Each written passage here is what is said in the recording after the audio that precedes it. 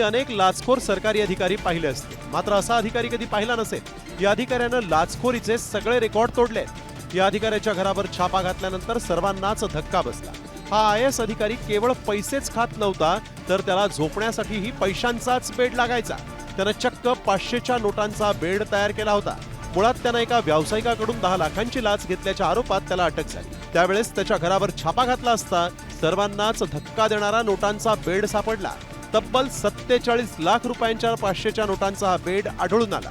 धीमन चकमा असं या IAS अधिकाऱ्याचं नाव असून तो ओडिशातल्या कालाहंडी जिल्ह्यातल्या धर्मगडचा उपजिल्हाधिकारी आहे। धीमान यांना अटक करण्यात आली असून त्यांच्या विरोधात कसून चौकशी सुरू आहे। अजून त्यांनी किती माया जमवली याचाही तपास सुरू आहे। मात्र यामुळे लाचखोर सरकारी अधिकाऱ्यांचा मुद्दा पुन्हा एकदा चर्चेत आलाय।